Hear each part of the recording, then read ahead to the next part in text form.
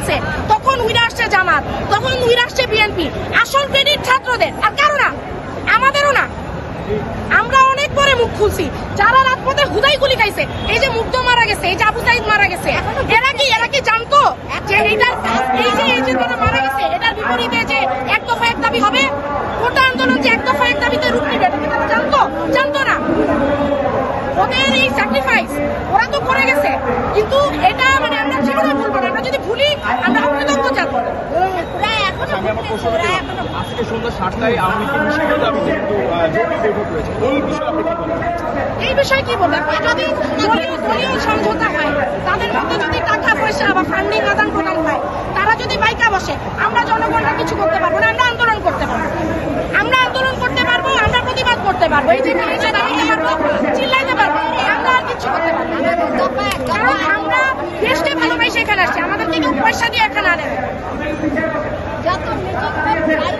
আমাদেরকে পয়সা দিয়ে কেউ এখানে আনে, আমাদেরকে পয়সা দিয়ে কেউ এখানে আনে নাই। আমরা দেশকে ভালোবাসা, দেশের জন্য এখানে আসছি। আমরা কোনো রাজনীতি করি না, আমরা বাংলাদেশ করি, আমরা বাংলাদেশি। এতগুলো মানুষ মারা গেছে, এই দায়ভার কি আমাদের না? অবশ্যই আমাদের। আচ্ছা আপু, এই যে এত কিছু হওয়ার পরেও আওয়ামী লীগের নেতা কর্মীরা পালিয়ে যাচ্ছে, এর পিছনে কাদের হাত থাকতে পারে আপনার কি মনে হয়? আসিফ নজরুলের হাত আছে। Asif Nazrul is the main culprit. Asif Nazrul is the main culprit. লিখেন, শুনেন, প্রচার করেন। Asif Nazrul main culprit. যতজনে ঢুকাইছে আসার পরে সবগুলো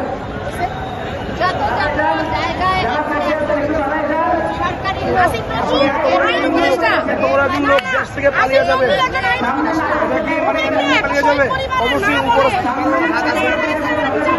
আপনি বেশি কথা বলবেন না, আপনি চুপ করেন।